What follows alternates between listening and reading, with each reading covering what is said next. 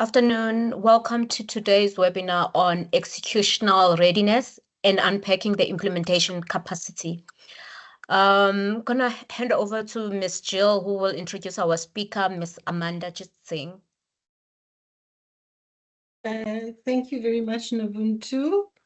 I see that you said that note takers are not allowed in government-related meetings, including webinar. We have a number of them in the room, so you might want to address that. Thanks, Emmanuel. Colleagues, as per directive from CETA, we are not allowed to have the note-taking apps on the meetings. If possible, could you please remove them, or I will remove them? Thank you. Thanks, Nobuntu. So good afternoon, everyone. Sorry for my croaking voice. It's still recovering. I don't think Amanda Jitsing needs to be introduced to a GTAC audience, but I see we have some people from outside of GTAC.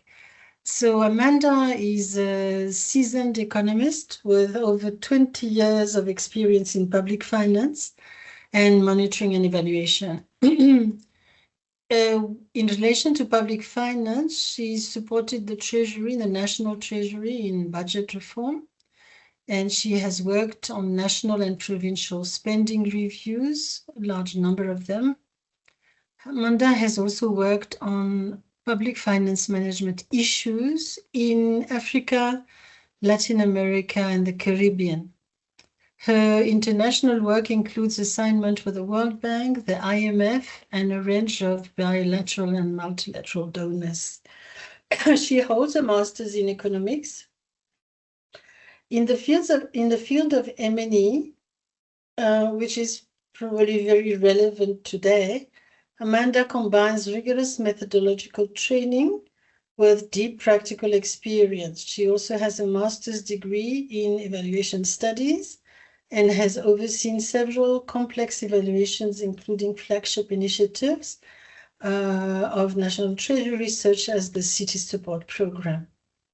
Her work is grounded in systems thinking and is focused on improving the effectiveness, efficiency, and impact of public sector intervention. There you go. This is Amanda Jitsing. Thank you.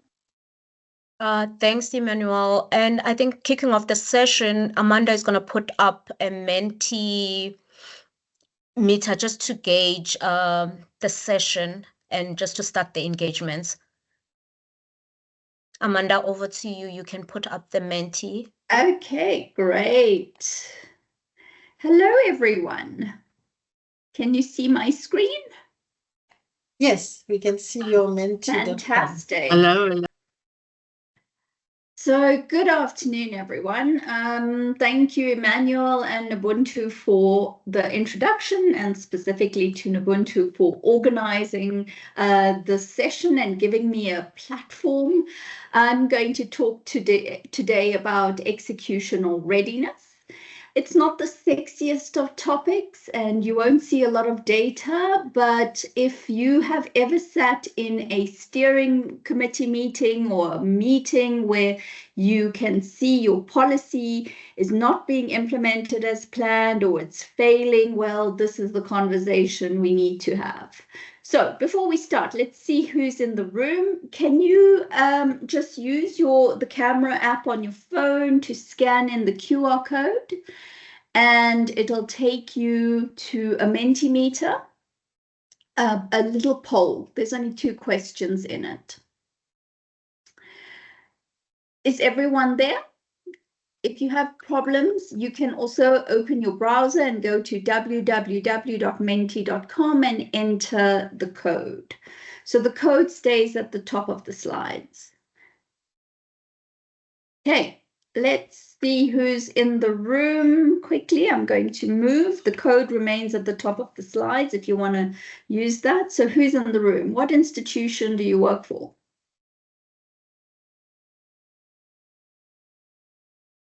Lots of GTAC and Treasury people, good. some academics, provinces, a national department. Okay. We have 59 people in the room. Okay, great. Lots of Treasury people, which is great because I've put in some of the public finance implications of a lack of executional readiness. Okay, let me go to the next question. So you've probably heard the following phrase often: South Africa has world-class policies, but poor implementation. So why do you think implementation fails?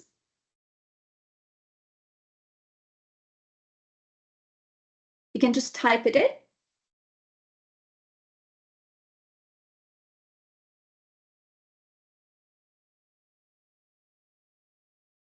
Emmanuel, let me know if it's working. Oh, great. Yeah, it is working. Okay, great.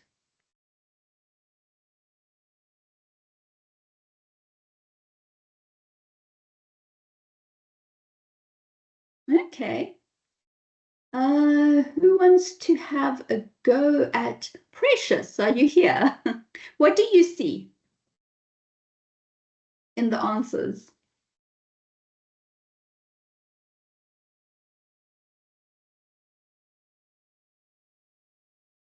Okay, anyone else? What do you see? Does anyone want to volunteer? What are the causes of implementation failure and challenges?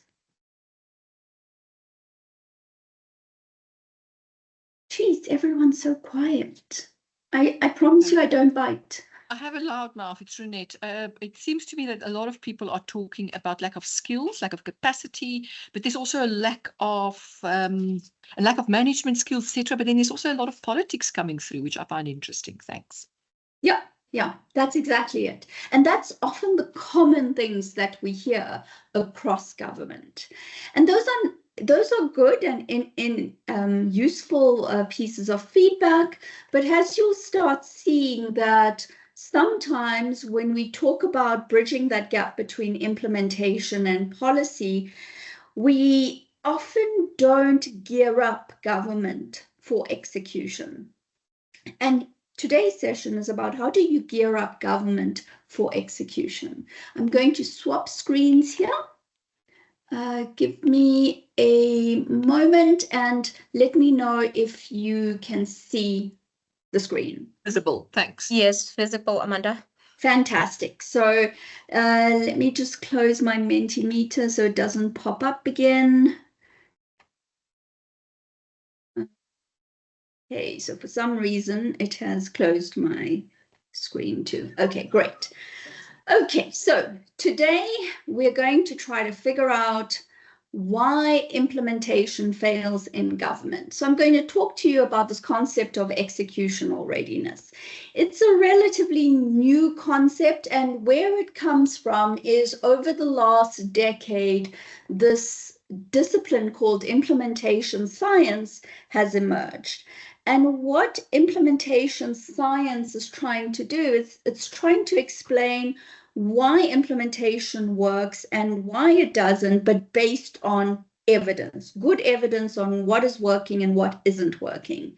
So that's where the concept comes from. So there's 4 things I'm going to cover today.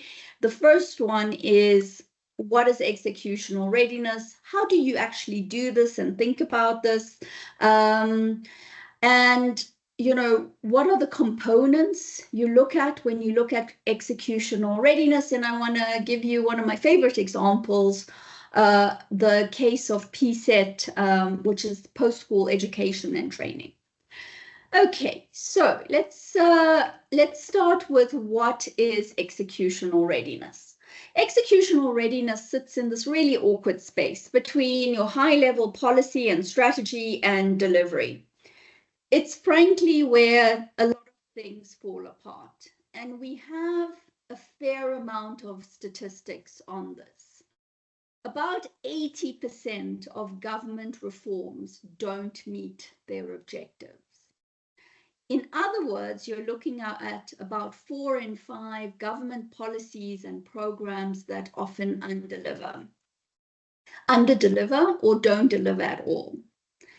And it's not because we as government don't have good ideas. We have some really good ideas, but we often don't have the conversation early on or at key points in the process around whether we actually have the systems, the people, the budget, and even the bandwidth to pull it all off.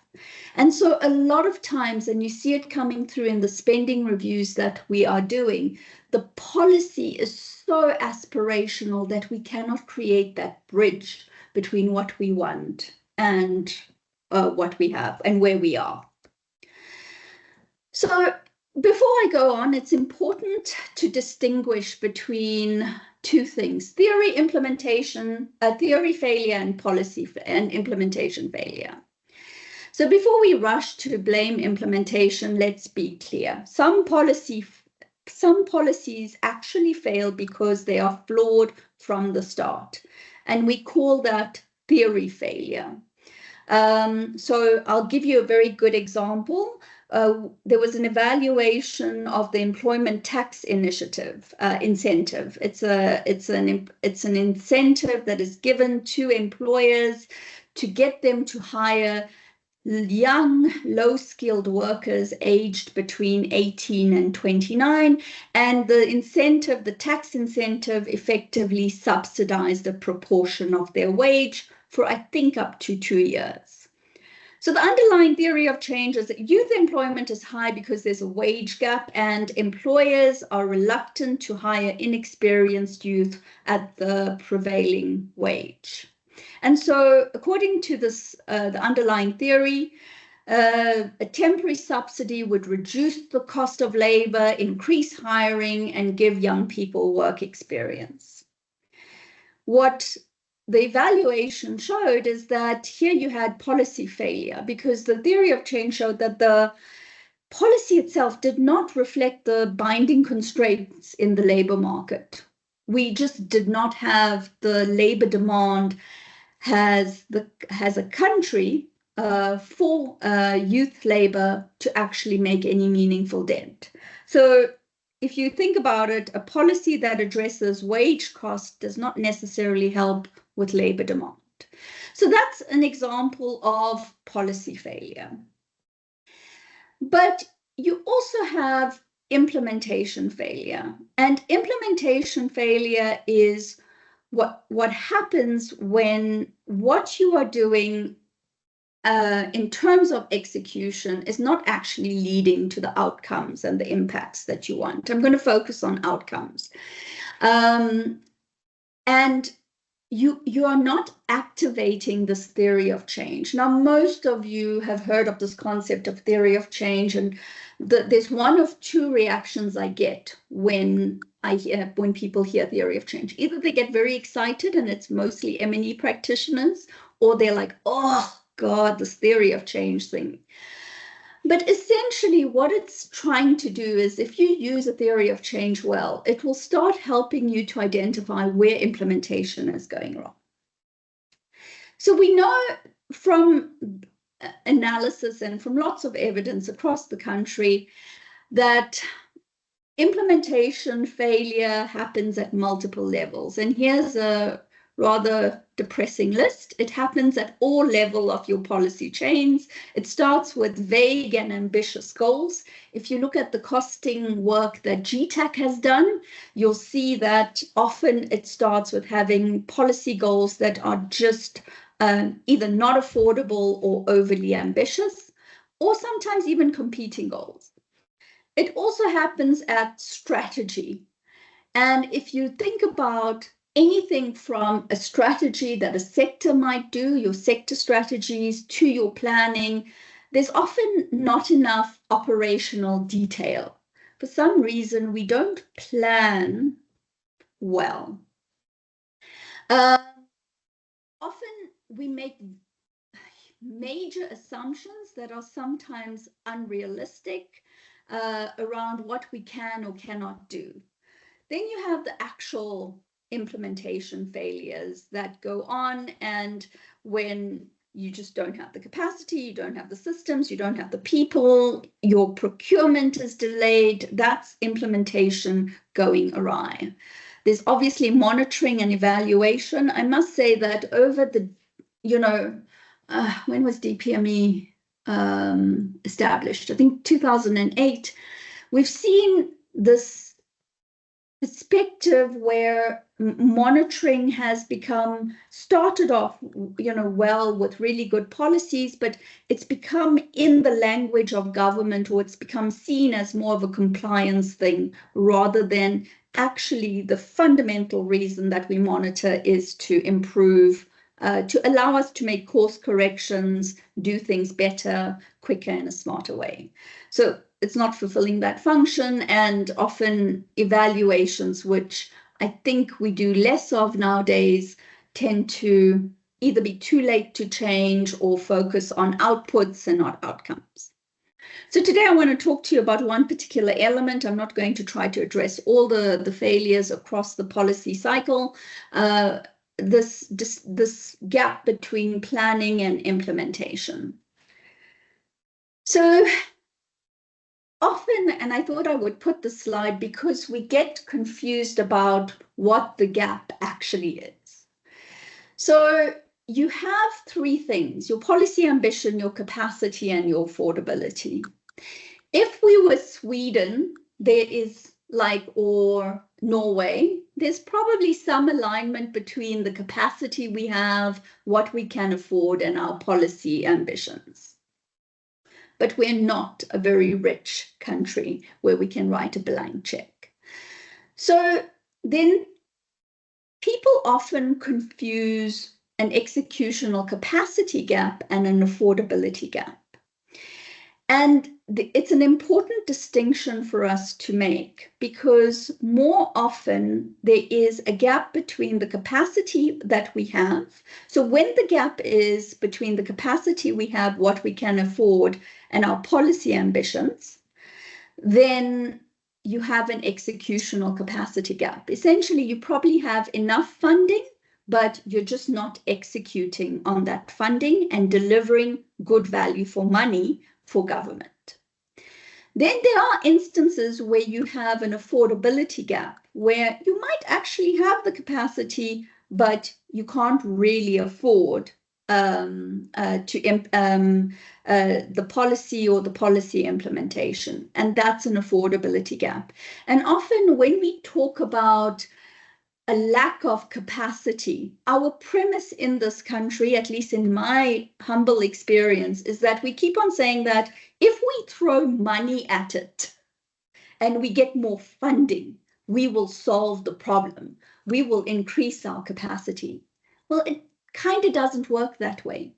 And I'm going to tell you about why. So before I go to that, there is an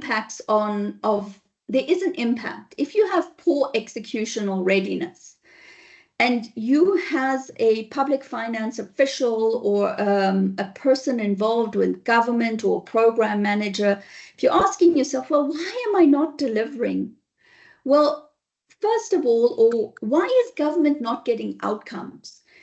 I did a script where I looked at PMG, the Parliamentary Monitoring Group, and I measured, running a script, how many times portfolio committee members had used the word impact.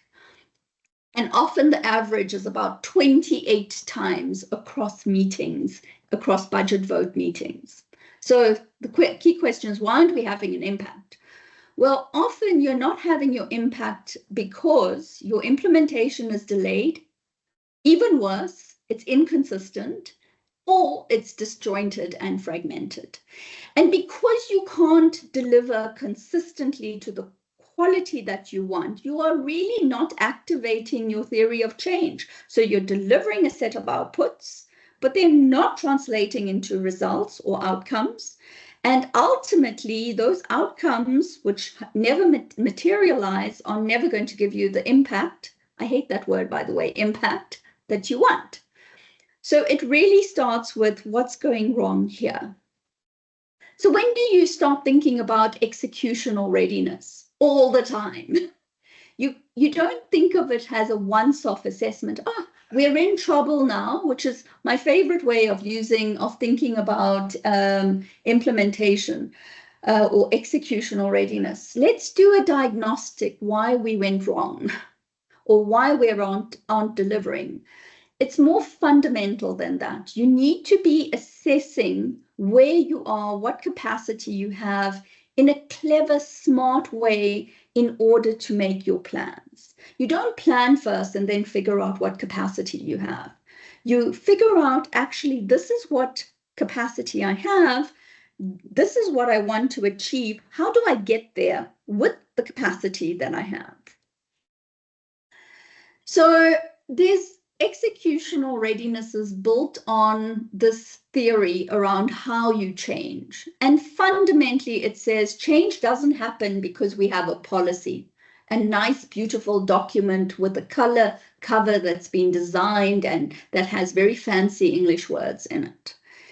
Change happens because we align people, systems, structures, technology, and we need some external pressure coming in to force change. You need to align all these things, and that's when change happens. So often what we get sort of as consultants is we want to achieve change, but we're going to do these change management things in studies or interventions in institutions. But changing people only, changing the culture, which is our favorite thing to do as government, I think, does not lead to change, because what have you done with the other things? So part of what I want you to take away from this is that change happens at the confluence of multiple factors, and that's what drives change. And often, let's be honest, if, for instance, you don't have leadership with real authority and buy-in, one of those elements collapses, the whole change process collapses. Oh, now I just sound like I've been working in the public, with the public service for way too long. Sorry. Okay. So let me talk about this effectiveness frontier. This again comes from implementation science, and it borrows a lot from economics here. And so this diagram, let me try to explain it. It has your funding, whatever your budget is, on one side, on the y-axis, and your organizational capacity on the x-axis. And it tells us that for a given amount of capacity and funding, remember, capacity in the short term is relatively rigid, not just in South Africa, all over the world. But for a given level of funding and capacity, we can produce perhaps a certain level of outputs. So that's what it tells us. But often, that would be the ideal effectiveness curve. But when your organization is not ready for execution, you don't have the leadership, you don't have the buy-in, you don't have the people, you don't have the tech, you haven't looked at your delivery models. What happens is that you move your frontier inwards. We call it a swivel or pivot, which means that for the same, you have to put even more money into trying to get less output. And that's a very important part of what executional readiness means. It means expanding your frontier and moving it out if you are ready to implement. So the gap between what we are calling a constrained frontier, which is you're putting in much more money with your organizational capacity to get less, is what you want to shift when you do a executional readiness assessment. Okay, I'm hoping I'm not boring everyone. Okay. Now, when departments have this gap, they have certain adaptations. some of those adaptations are positive, but some of them are creative and often problematic.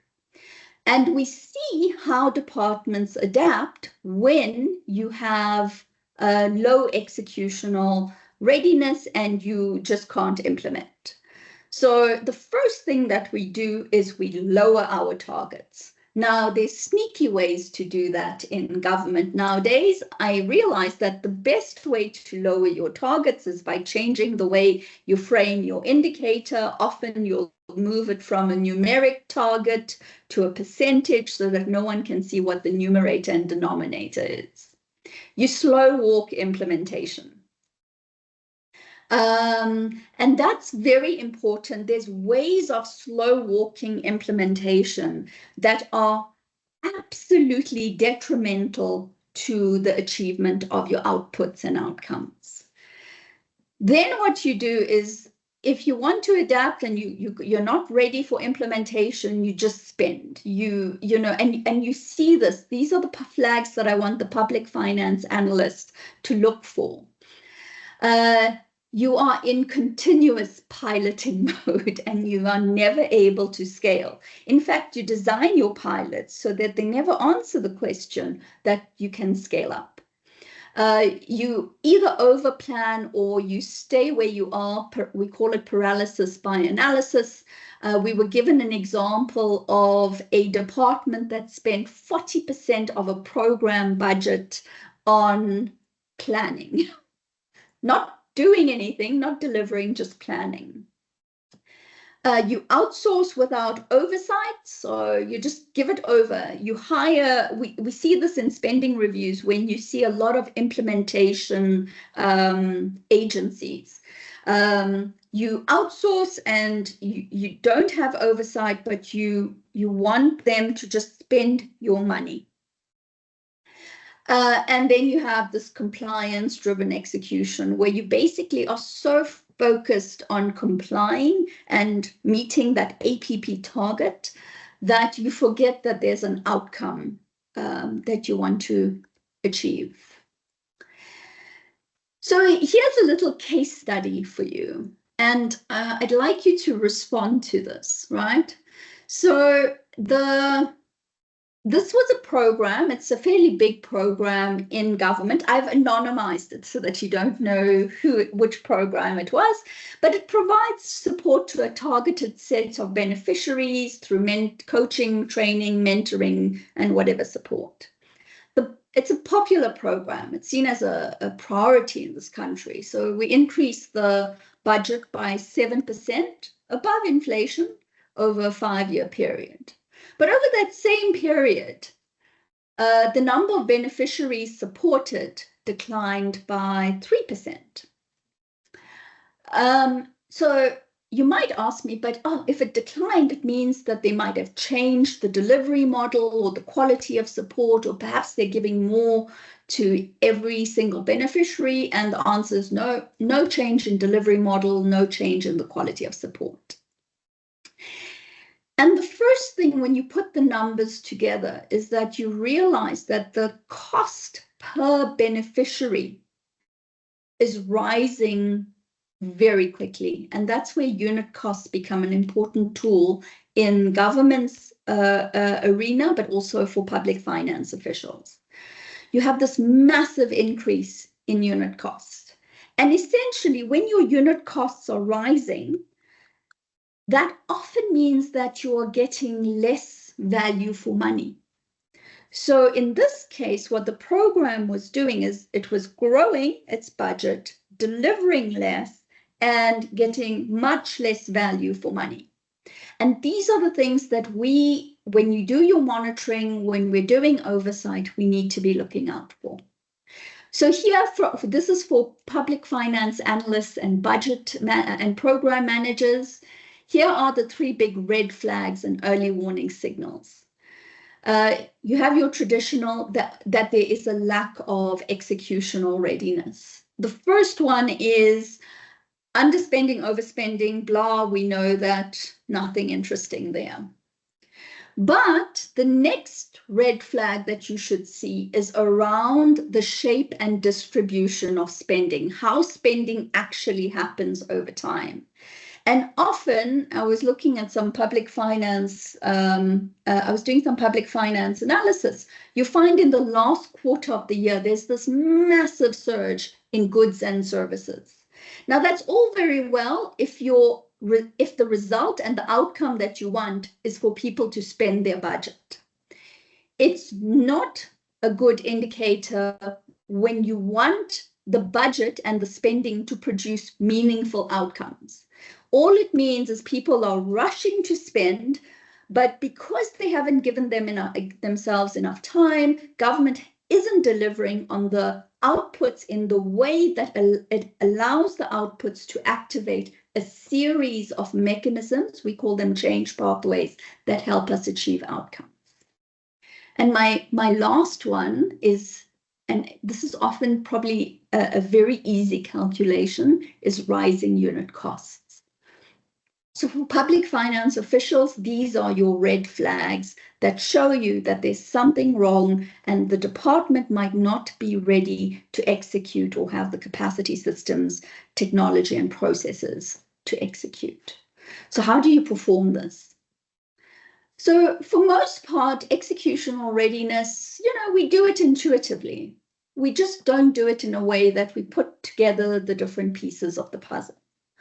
So there's 5 typical steps. One, you need buy-in and you need to create a common understanding of the fact that, and departments need to recognize that there's a gap here. We haven't been executing, we haven't been delivering as planned, or even if we deliver, we're not delivering to the scale that we need to. So you need to create that common understanding and acceptance. Then you need to assess the absorption capacity, and I'll talk about that later. Step 3 is you need to establish how big is this executional gap. Is it really an executional gap? And then if you do have an executional gap, then management needs to start making hard decisions. This is what management is. When you know that you don't have the capacity to deliver on what you're supposed to be delivering, you need to make hard decisions around what you do. So the next thing is to establish the extent of the gap and whether it's an executional gap or an affordability gap. Most of us go immediately, oh, we just don't have enough money. That's actually not true. South Africa, if you look at comparators and if you've ever worked internationally, there are countries that would give an arm and a leg to be in South Africa's position when it comes to budgets and resources. The 4th one is probably the most important step there. De-implement and craft realistic plans. I want to talk about de-implementation for a little while. So what is de-implementation? So if a government operates under fixed capacity and real affordability constraints, so this is what we've seen over the last 3 decades. So we have fixed capacity and we have affordability constraints. The affordability constraints have become more pronounced in the last 10 years, which is why we are going through fiscal consolidation. At the same time, department mandates and policies have continued to expand. And all that we face is this growing gap between what must be delivered and what can be realistically implemented with the money that we have. And yet the conversations that allow us to at least reconcile the two aren't happening. They're not happening in the policymaking process. They're not happening often in the budget process. And they're certainly not happening, at least in the wonderful strategic planning sessions that I've attended across different departments in the strategic planning or APP planning process. But if you have this constraint, you can't keep on adding things because essentially what you're doing is you're diluting your ability to actually implement. you're spreading yourself too thin across 100 things instead of focusing on what is your core mandate and what you can be doing and can not just be doing, but doing well.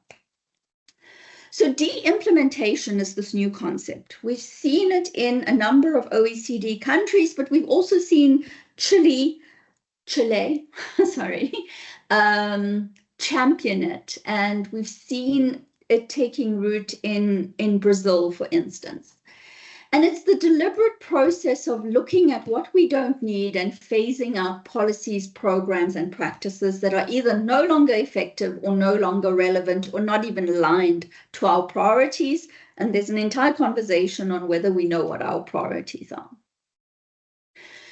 So why do you de-implement, and why has this become such an important part of implementation science?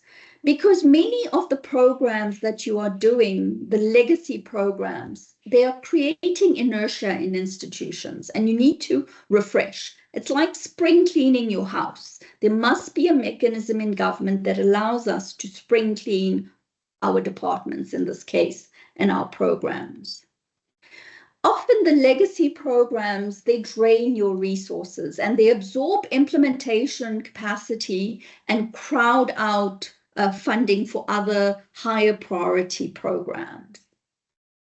And essentially what you're trying to do is that if you integrate de-implementation into your strategic planning process as a department, you start improving overall execution and you free up the fiscal and the human resources that you need to actually implement better, to ramp up your executional readiness. Okay, I'm almost done. Components of executional readiness. Now, you've all seen this. We all know what the components are. And they range from, let me go back, leadership to understanding how your organization operates, to looking at your delivery model, to staffing systems and your monitoring and evaluation, right? So those are the elements that you need to assess when you do an executional readiness study. But here's the sort of important parts. Important part of the assessment is that this is not a research study. This is when you do an executional readiness study, it is about having real and meaningful assessments of where are you at, where are the cracks, and what do you need? And having a conversation about how do you reconcile where you're at in terms of capacity and how do you actually deliver. And sometimes that conversation means setting better targets. Okay, this is what we can afford, and this is the target based on affordability. And in order to achieve that particular target, this is how we ramp up capacity. So executional readiness, and I've seen this I've read a number of turnaround strategies over my career. I've read several of the capacity diagnostics. It is about looking at an institution in a more nuanced and holistic way, but it's also about mediating a very hard conversation that we need to have. Okay, so what does executional readiness allow you to do? It allows you to optimize the capacity you currently have.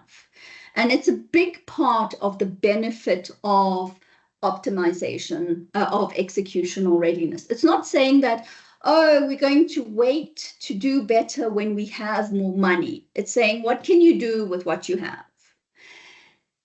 It allows you to create that bridge between the capacity you have and the funds that you have. And ultimately, this is where value for money comes in. When you implement better, smarter, quicker, better, you get more value for every rand that we spend. So, given that you are probably all bored from listening to me, I thought I would ask you a question. So, has anyone heard about the fee-free policy in higher education? Raise your virtual hand if you've heard about it. Or not.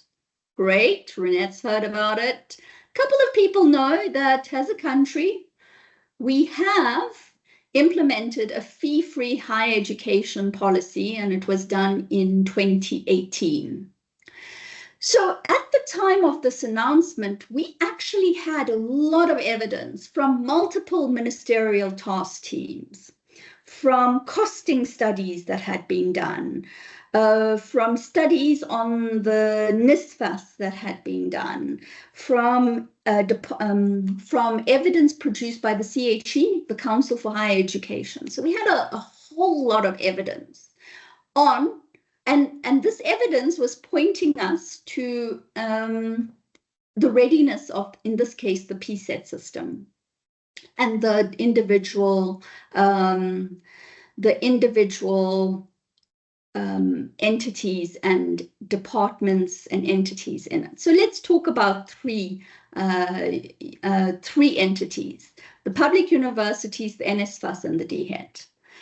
So if you look at the readiness in terms of infrastructure, at the time there was, some universities, particularly those universities like Cape Town, Wits, and so on, you had infrastructure, but they did not have the infrastructure to expand to meet the demand that was projected under a fee-free university tuition regime. Staffing, again, not enough staff to actually meet the demand and the potential enrollments. Most universities, barring a few, had good admin and financial systems. Did they have broader institutional capacity like the computer rooms, the tech, etc., etc.? The answer was no. And governance, the university councils were relatively stable. So in terms of public universities, that was the assessment. At the time, if you pulled together the evidence, NSFAS, what do you think that shows? Do you think NSFAS was ready? People can answer. No. No, because the readiness assessment showed across infrastructures, IT system, admin, finance system, staffing, just the capacity of the institution and governance. It had no capacity. And DHET had between low and moderate capacity. So, were we ready? No. No, ready. We're not ready. We were not ready. Did we have the evidence to show whether we were ready or not? I think so, Yes. yes. Yes, the evidence was there because NSFAS was only accommodating a few number of people, of students, and now it was going to accommodate everyone. So the evidence was there that we're not ready. Yeah. So clearly, if you took all the evidence and you put together the picture, we weren't ready. Our institutions weren't ready to implement this policy decision. Now, here's what happens. What happens when your institution is not ready, right? You implement it. And what do you think has happened to many of these institutions? What has happened to the NSFAS?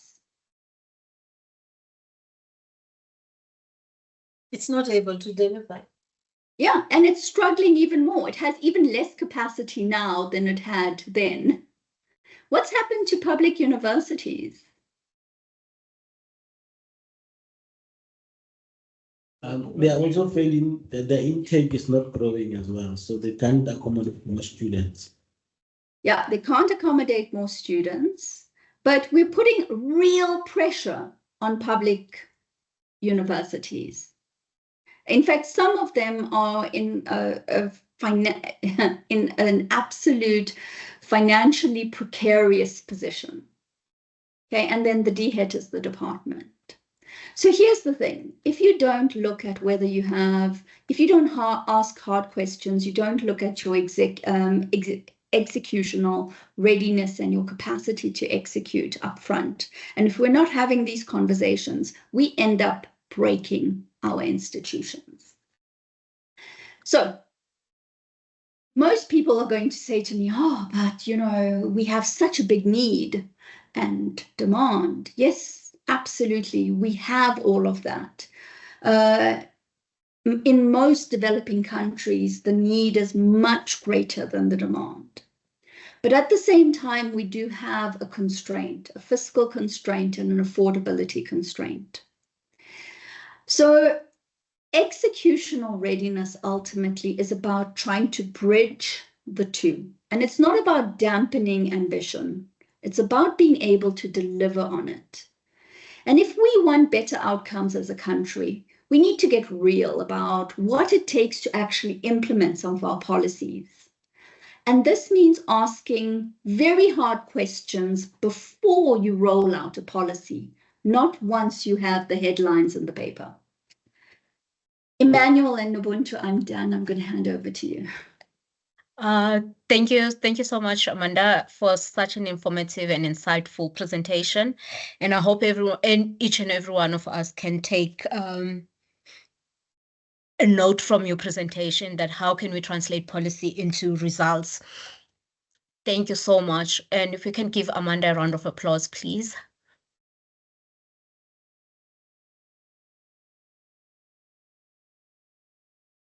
Thank you.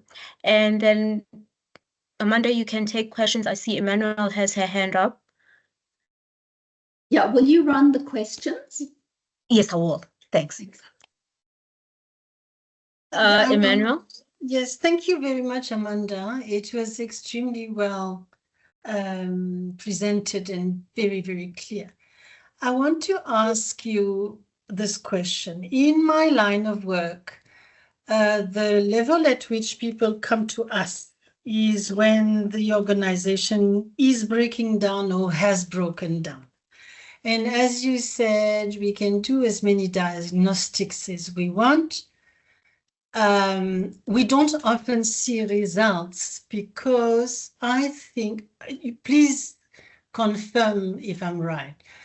My problem, in the case of NSFAS, for example, or any other case, 7 years down the line, NSFAS is broken and it's not able to deliver.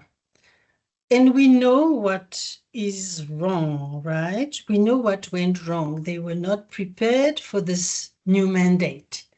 Now, if we are not able to engage again with the policymakers, we can try and fix NSFAS as much as we want. We're not going to fix NSFAS unless we are able to, as far as I'm concerned, go back to the policymakers. So how do we do that? Because you go to NSFAS or you go to a program, you must be able to go to the owners, to the originators of those programs and those institutions' mandates. Thanks. Thanks, Emmanuel. Amanda, I don't know whether you're gonna take Ronette's question and answer them both, or you'll answer Emmanuel first. Your call. I think take a few. Yeah, I think take a few. It's always worthwhile having 3 people in a row and then answering. Ubuntu. So I'm going to go next because I'm Thanks, number 2. Ronette. Okay. So, Amanda, I find sort of I'm going to make a comment and then ask a question. The comment is just actually to Emmanuel and about getting back to the policyholders. I think that you need to know that the no fees policy was a push from Zuma's son-in-law, and I'm saying it publicly because we had to deal with that information coming our way, and it was an astounding position to be in. So the policyholders were not actually the senior officials and the people that were thinking about post-school education and training. And I think so. Just keep in mind that there are moments of breakdown or madness is perhaps the word in a country, and then there are, and you can't get stuck there. You've got to move on and talk to the senior bureaucrats who are doing the hard thinking and who want to get something to be successful. So that's the one thing. But what I find interesting, Amanda, is that your turnaround strategy, the slide that had those blocks, those rectangles on them, about all of the aspects, where so often for us, turnaround strategy is about designing new organizational boxes, like a new structure. And then we end up in this roundabout turnaround strategy. We go round and round and round and redo it every 3-4 years. This. I find your staffing and skills component here very interesting. Looking at your systems and technology, I think that is absolutely essential. I find this, and could you talk a little bit more around this? I find this very interesting. This is the crux for me of what I've learned this afternoon. Thanks. Thanks, Ronette. And we've got Dr. Moluko as well, who would come in and pose a question or comment. And I just want to say, excuse me, I'm interrupting, and I just want to say, hello, Confi, and welcome. I haven't seen you in 15 years, and it's fantastic to see you in this meeting. Please ask your difficult questions. Thank you, Ronette. I think you can come in, Dr. Moluko. Good evening, and good evening, Ronette. We'll talk at some point. I'm still alive. What I would just like to say to Amanda is that thank you very much for the very good presentation that is detailed that you have given to us.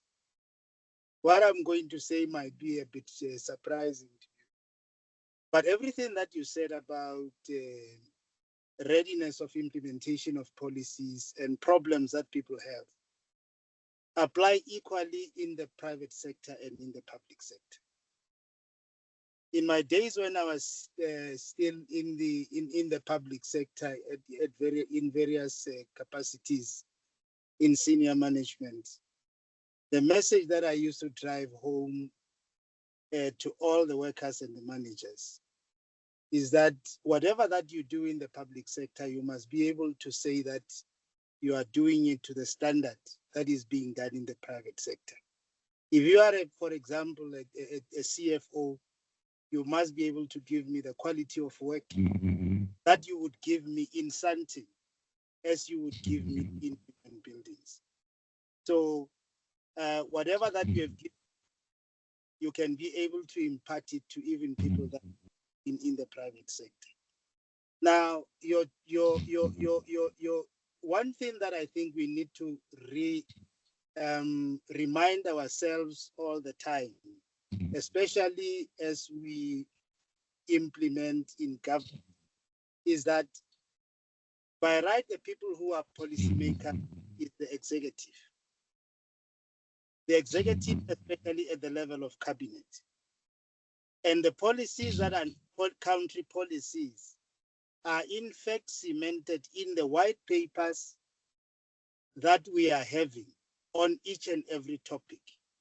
For example, the white paper on education, that is a country policy. What we do in every department and what should even be done in the National Treasury, which sometimes usurps the job that is not its job, the job of policy making, is that departments are policy implementers. It is very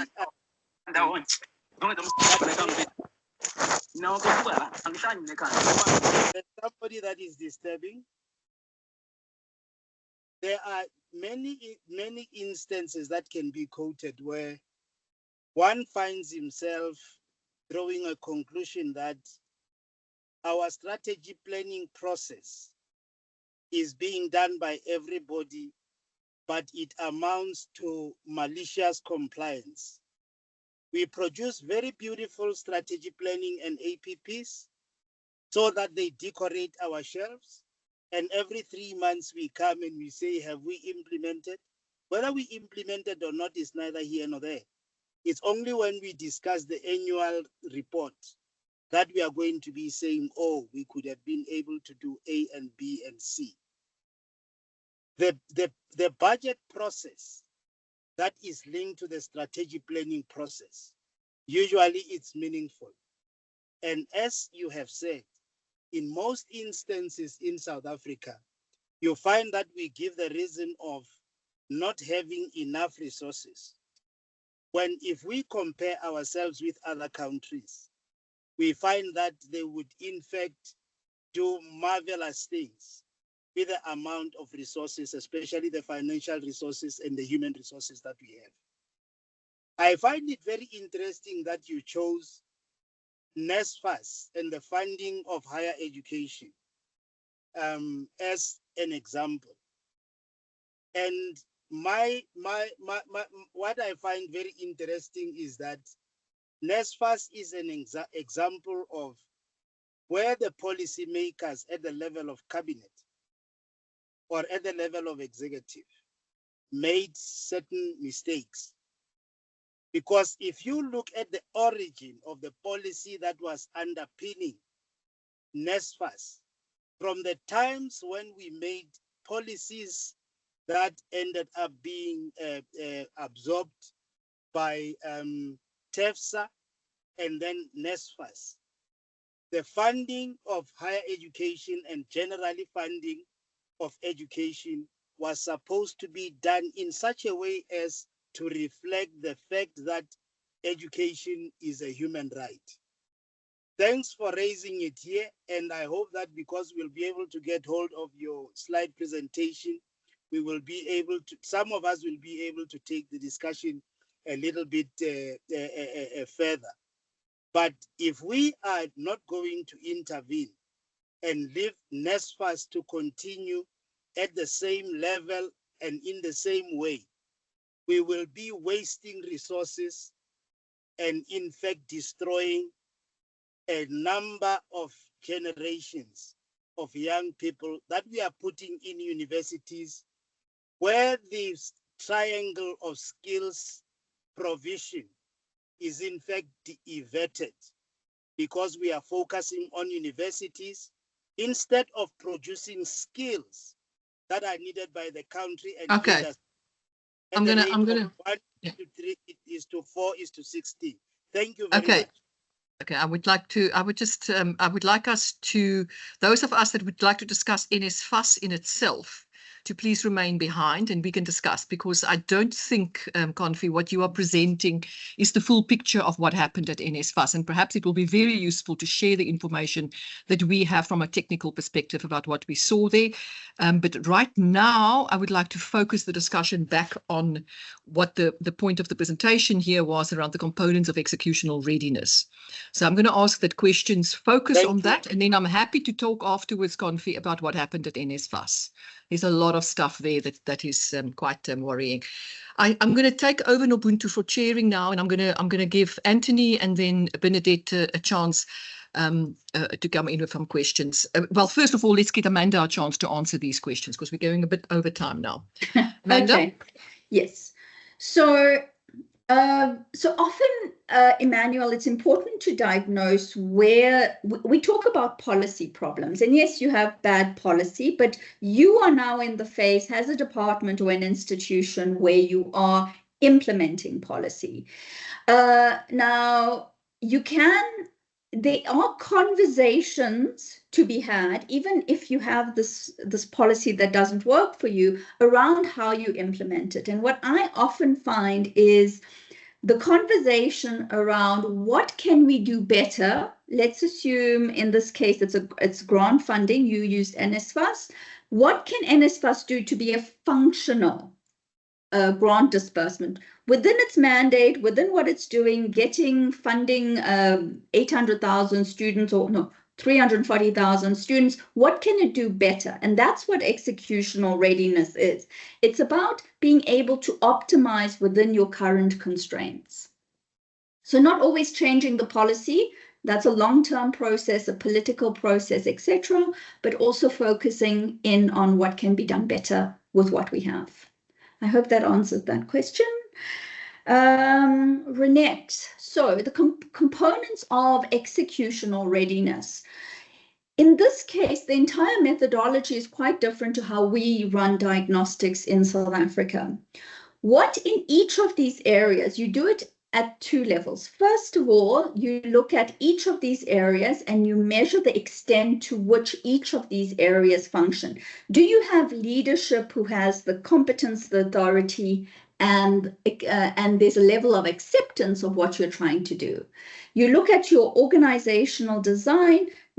the design itself, like we normally do with your OD, but you ask, what is the current capacity and what does it take to get us to where we want to be able to deliver? So you are assessing not just the structure, but the gap in capacity.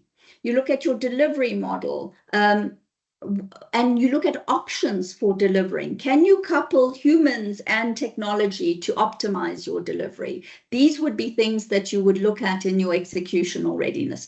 Your staffing and your skills, systems and technology and M&E. So once you do each component, then you do what we call in implementation science, you look for divergence and confluence, things that bring these elements together and things that are in the organization that cause divergence.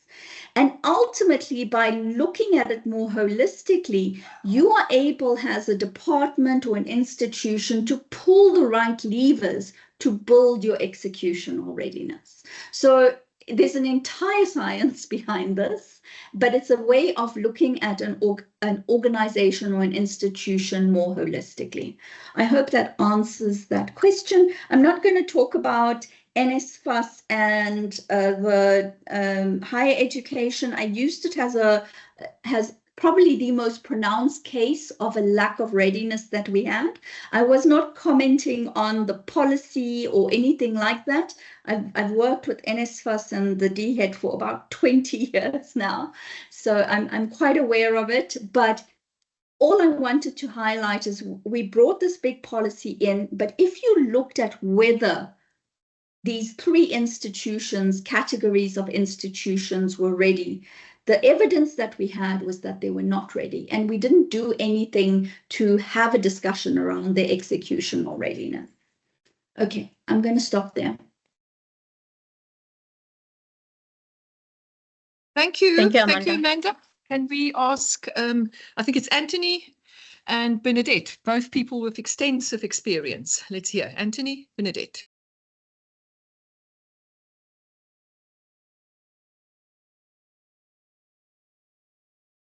Anthony, I think you should go for it. Anthony, Julius? We can't hear a thing. If you are talking, then sadly so, we can't hear you. I'm going to go, let's get Bernadette. Maybe you want to go out and come back in, Anthony. Sometimes the lines work better. Bernadette. Thanks, Amanda. Very interesting and insightful as always. What I'm grappling with a little bit, and I would have liked to hear what you have to say about that, is how does one take this from being interesting and insightful to actually a thinking framework or decision-making framework that can be applied to make a difference in the way we make decisions now? You know, that's what I'm trying to grapple with. How does one take this from being interesting to actually helping us to enrich our current decision-making frameworks? For example, like at the one end, you kind of jump to de-implementation. And, you know, my big question is, why don't we de-implement in this country? Why don't we ever de-implement? And then, you know, there's an understanding that we're investing in kind of evidence creation, like the spending reviews, like massive amounts of money, the whole machinery around evaluations that have, you know, emerged. That's a lot of money we're spending on trying to create evidence to help us to make decisions. But we don't implement, we don't de-implement based on that. And, you know, is this something that you're suggesting can be brought into those types of decision-making processes to help us to make decisions about de-implementing? On the other end, where you're talking about executional readiness, you know, what is the current decision-making processes, example for public finance and others, about, you know, how do they make decisions about whether to fund programs or not? And is this a kind of a decision-making framework that can be introduced in that process to create a richer, more credible decision-making process up front? That's what I'm trying to think of. I know at one stage there was the SEAS, the social economic impact assessments, that was supposed to be a framework to also help to make decisions about, whether things should proceed. I'm not sure what's happened to that. Thanks. Can you hear my voice now? Yeah, Anthony, we can. Just before you come in, I'm going to say to Bernadette, thank you for your question, Bernadette. I would be interested in hearing some of your comments about getting the frontline, using the frontline information around what's going wrong with implementation at the frontline system. And I'm putting Bernadette on the spot here because I know what she's done in her life. Just give us some comments about that once we've gone through this round of questions. And finally, now it's Anthony's turn. Okay. Thank you. My apologies for the earlier thing, probably because it's AJ and AJ. Amanda, you're also an AJ. The question that I have is, you made the point earlier around why de-implementation. So from that, it follows that one should, in fact, in my mind, be asking why implement a policy. And so this goes to the context and the environment. What are your thoughts on context? Because it talks to impact, it talks to effectiveness, and in fact, it goes back to the Bill of Rights and the human right element. So it is about why, and so that we could have agreement in implementation amongst all stakeholders when it comes to implementation on why implement a policy. I think that perhaps may be where things go terribly wrong at times. No. I'm going to start with Anthony's questions first because Bernadette's one is harder. So I agree completely. I think I started off by saying, we actually have, this is going to sound contentious, so DPME, please forgive me, but we have failures in the policy-making process. Why is the policy necessary? Have we accurately captured the evidence? Are we clear on what we want to do? So there's a whole set of policy making issues and challenges that should actually start resolving. Why are we doing this policy? Why is it needed? That comes way before implementation, and it's in the upstream part of the policy making cycle. And obviously, as I said earlier, if the policy making is not working, you almost automatically get, if you make flawed policy, you get bad implementation. That sort of works together. So I fully agree we need to strengthen the policy making process so that we are actually identifying the need for a policy, and we're careful in how we craft it, and we stress test these policies through better options analysis and so on. Okay, sorry. Okay, so that's Anthony's question. I'm hoping I answered that. In terms of executional readiness, now executional readiness is not, and I'm saying this fully as a consultant, but this framework is not for consultants to implement for you. It is for people sitting in your strategic planning, your office of your DG. It's a tool for government. It must be integrated. So someone, I'm going to pick on Elaine because she's here. Elaine is the head of strategic planning. When she does her strategic plan and you run your APP processes and so on, this is a tool that unit would lead and facilitate those conversations in government internally. This is not an external tool that gets imposed on government. You have to build it into your processes and get government to do it. So Bernadette, to answer your question, how do you get it engaged? You embed it in your institution. It is part of your planning processes. It is It is fundamentally a tool to get us to answer the very difficult questions around this is what we want to achieve, this is what money we have, and this is the capacity, and how do we mediate between that and plan it and sequence it appropriately so that we are activating those pathways. We might not be able to, do everything in the MTF, but we have a clear path that shows us over the next 5 years, this is how we will get there, or over the next 10 years, this is how we will get there. And that's the conversation we need to have. That's fundamentally the difficult conversations that we don't have. I cannot answer for public finance, and I won't, but if there's anyone from public finance who can answer those questions, or perhaps Renette, I'll kick it back to them. You can kick it back to them, but anybody from public finance that want to stick their neck out, have a discussion? Maybe not right now, because we're in the budget process again, as always. I don't think we can do that publicly. Let me hear. Any other questions? I mean, Bernadette, you must come back and talk a little bit about what you did in terms of assessing implementation readiness or failure. What do we call it in your frontline work? I think it's such innovative insights that you've got there. Just share a few thoughts on that. I know I'm putting you on the spot. You're putting me on the spot.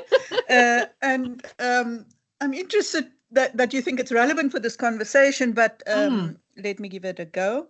I think what I did in a previous version of my professional life, when DPME was starting to build the overall monitoring evaluation system, is that I was responsible for building what they called frontline service delivery monitoring. And the story behind that was really an attempt to show that, yes, it's important to build the big bureaucracy of scientific monitoring and evaluation, and you will see how that machine has gone a little bit overboard in terms of, the science of it and how much money we spend on it and the complicatedness of it. But my part was to show that it is possible to get very credible and very fine-grained and very important information, real-time information, by going directly to the field where the services are being provided and using very simple tools and data collection system, and simply observe what's going on in the field at service sites like Home Affairs or hospitals and SASSA offices. Observe, interview, rate and collect data, and very quickly to be able to analyze that, produce some insights, and take it right to the top, to executive management meetings, whether it's the top police management sitting, having their excos, the Home Affairs having their excos.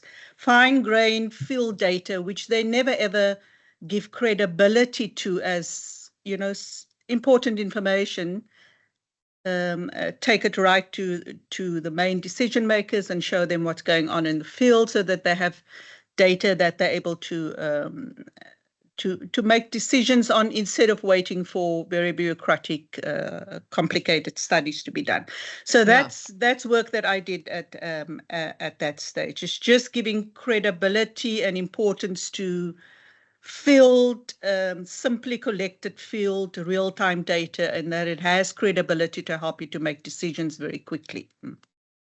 So I think the reason it sort of came to mind for me, apart from seeing Bernadette's name, is the fact that this type of implementation failure that the citizen experience is sort of the first entry point for citizenry into our systems, into our government services. But behind it, behind the failure of the implementation, is this whole sort of body of assessments of systems and people and skills, etc., etc. And you can get lost sometimes. I feel like we can talk endlessly around the systems and the CETAs and the whatever fault, but we don't get to the failure for the citizen. And I thought there was such an insightful body of work over there. Might be pushing you off the direction of the discussion here. Amanda, any last comments, any last questions? Let me see like that. I don't see any hands coming up. Don't be intimidated. This is an open discussion every Friday. You can ask whatever No, question. and Renette, I don't want people to ask me hard questions. I don't know many of the You're answers. the last person on earth that would say that. You're one of the most clever people in government. So let me hear any last questions, or forever hold your peace and be happy with implementation. Ha, ha, ha. Yeah. Can I make a point, a comment? Yeah, Just, Anthony, from your... Thanks, man. Yeah. Just tell me, I'd like to, just relate execution of policy to the public finance management objectives around, the 4 E's, right? Equity, efficiency, economy, and effectiveness. All of those are important. I tend to get a sense that we focus a lot on efficiency, but there are other elements too to objectives of public finance, in particular effectiveness and equity, if you link it to the Constitution. Just a comment. Sure. I'm going to let that be. Thank you, Anthony. Amanda, any last minute conversation points or remarks from your side? No, I mean, all I wanted to do is sort of bring awareness that there's this bridge that we need to create between our policy ambitions and what we can afford and what capacity we have. And if we can create that bridge, I think we can start doing things better. I totally agree with you. The realism, the reality of what you need to do. We can't all be driving Porsches. We just sometimes need a bucky. And that's how I'm going to end this discussion. Thank you very much. Those of you that want to remain behind, I'm going to give it like 3-4 minutes, and that want to talk about NSFAS. Welcome to talk. Okay, Amanda, please stay behind as well. See you there, Confi. Okay, thanks everybody. See you next Friday or the next Friday session. Bye-bye, everybody. Thank you. Thank you.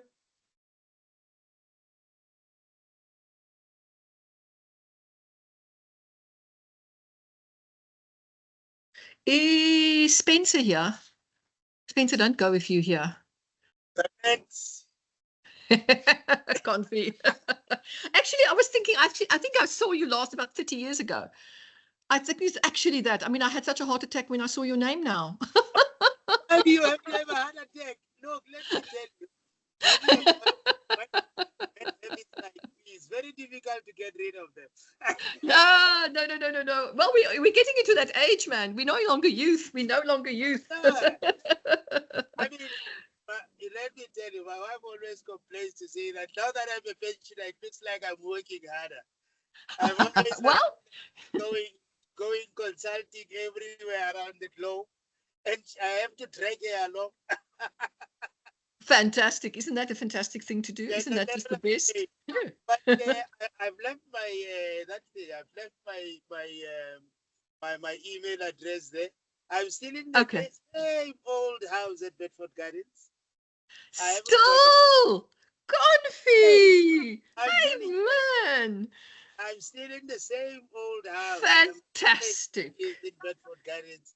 I'm still monitoring and evaluation and policy for basic education, higher education and training, health and science and technology. Yes. Now, I mean, I just put it in a very raw way. Ne? No, passion is passion. We all love that. We all love that. So let's just say to the 18 people that are still here, I'm sorry that you now have to listen to me and Dr. Moloko. We go back, guys, pre-94. I just want to say pre-94. So it was like discovering an old friend here again. So thank you for joining us here. Those of us that are here, I think it's worthwhile, Confi, to just sort of explain that the body of work that has been done on NSFAS, so there's been a repeated body of work that was done. But the first body of work that I'm very familiar with was done by the Cornerstone Group we were asked to look at the financing model because it was clear that the finances at that point was very tight. And part of what went really awry is that in the middle of that study, as we were saying to them, you're a loan book. the money that the students pay back on the NSFAS that they receive to do their own university education is paying for the next lot. That was the design of the model, because we, like every country in the world, at the moment you have a higher education, you are more employable and therefore able to pay back at some point the money that was borrowed. And it became apparent that NSFAS was not enforcing that. And then rapidly after the body of work that we did, there were a number of court cases and they decided to just let it go. And we basically now have a system where for the least pro-poor policy that we have, higher education, you can do study after study after study, is the least pro-poor policy in a country. If you have to make a choice between a child support grant and a higher education, the child support grant is far more pro-poor. So the least pro-poor policies that we've got are receiving some of the highest amounts of grants now, and we have run out of money. And I don't know if that's well understood or agreed to, or people actually see what we're looking at in the terms of borrowing, etc., etc. We've run out of money, and we have to find a way of moving NSFAS possibly back to a loan system. And I think that's the type of problem that we're facing. We don't have the money. If we're going to fund NSFAS, we've got to defund something else. It's like that. So what? Let me take you back. I'm not going to dispute the policy value, etc., etc. I'm saying the reality, the practical, in our face reality. You are very right, Ronette. But if you remember very well, the first time when we had to go out and talk to the people on the ground and ask them as to how must we fund education. It was in the 80s under the leadership of Curtis Nkondo, the president of the NUSA, when we were running the National Education Crisis Committee Bursary Fund. And our biggest problem was that there were a lot of people who were double dipping, and we had discovered that there is a lot of corruption. Now, what that policy that came out around 1983, the bulk of it is the one that was then used to formulate that policy of TEFSA immediately after 1994, where we were saying we have little money, but this money that we have has got to be stretched so that we are able to fund everybody very well. There have been about 3 forensic audits that have been done on NSFAS. I have not heard a single thing about those. Now, if we are going to try and resolve the problem of NSFAS without getting into the root, into the depth of those forensic audits and reorganizing in such a way that we will use the money efficiently, there is no way that this country is going to be able to afford to assist people and fund them appropriately and drive this economy. I'll pause there. I agree with you. I mean, not only do we have to look at those audit findings and be busy with around a reform strategy for the new, Emmanuel, you might want to come in. Are you still here, Emmanuel? Body of work on a turnaround strategy for NSFAS. But I am, and there's definitely corruption. We know that. We all seen that. There's time to implement, and I think there's a willingness to implement that now. But what we also have to look at is the very model. The policy that now has to be implemented is flawed, and we will have to rethink back to the policy component. Yeah. And it's not just driving for the efficiencies, which absolutely has to happen. There's no question about that. Jeanette? And I think there's a willingness. But yeah, maybe we should just allow some of the others also. Okay, so I'm just having a conversation. Go for it. Just Anthony, how do you efficiently implement an ineffective policy? How do you do that? Of course not, Anthony. What can you do? Exactly. So it cannot be the question. The point is you cannot proceed with an ineffective policy. It cannot happen that you go to how to implement something that is ineffective, that you know does not meet the objectives of public finance. So you should not get to implementation. You can't be instructed to do something that is ineffective. You cannot be instructed to carry out a policy that is not effective. So it has to Can not I come, happen. Anthony? Go for it, Confi. Yep. Anthony, I think South Africans, to a very great extent, have got this very bad habit of producing very sophisticated solutions to simple problems. Ronette has it, did mention this earlier on. There's a need for us to go back. Some of us are available to sit down so that we can share the new and the old. And then we have to do not only the review of NSFAS, but also the policy review, so that we can, with the amount of money that we have, in fact, we can be able to finance everybody irrespective of their class status in South Africa. That's it. But that thereof, we can be able to get that when we sit around the table, we drink coffee together, we argue, we differ, we agree. But there will be if you can't come with very simple solutions that are implementable, then you are putting the people that are our implementers, who are in the front row, in very serious difficulties, because they will be faced with perpetual failure. Thank you. I agree. I think there are many policies that need to be de-implemented. Many policies. Well, there's the spending reviews. There you go. Amanda, come in and talk about the spending reviews. Okay. So first of all, there was a ministerial task team, and that looked into, it was last year led by Professor Johnson. He used to be at UFS. We basically, as part of the MTT, crafted proposals on a sustainable funding model for higher education. Unfortunately, I think that was not taken much further, but there are proposals on a sustainable funding model for higher education out there in the ether.